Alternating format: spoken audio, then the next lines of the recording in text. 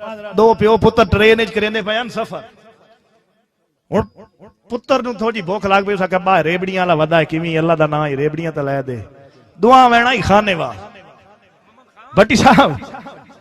उस पुत्र नूं आख्या भाई मेरा पुत्रा ये कोई रेबड़ियां तो ही खाने वाल दियां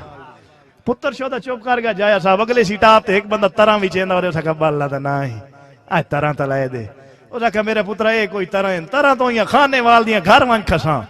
त्रीए सीटाप ते मुख्तसर कीसा एक बंदा दाल करारी लाई उस आख्या अब्बा तैं दो सीटाप मिन्नत तरले टाल सट्टे हुण अल्लाह दा नाम ही मां दा नाम आए दाल करारी ते उस आख्या मेरे पुत्र ये कोई दाल करारी तो ही खाने वाल दी कैश बीरा दो घर पेड़ गया पैदल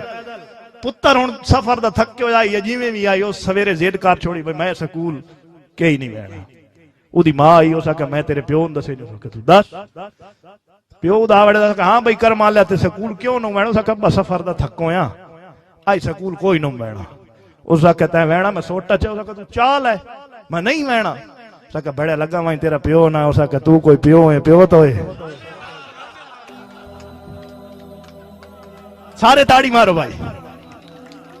कोई बन गया रौनक पखियां दी कोई छोड़ के शीश महल टुरिया कोई पलिया नाजा नखरियां दा मिकराम दी गोले च थल टुरिया ए मैं शेर इस वास्ते सुनांदा पिया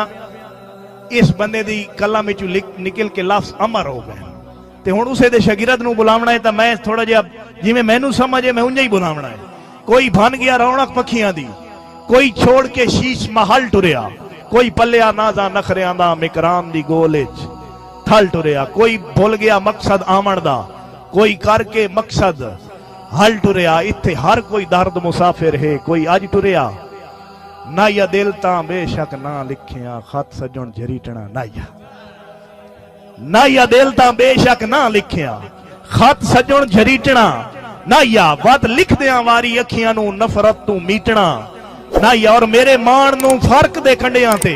बेजुर्म घसीटना नाया घरू दर्द जे कुछ ना दे सकदा मेरा पिनिया वीटना नाया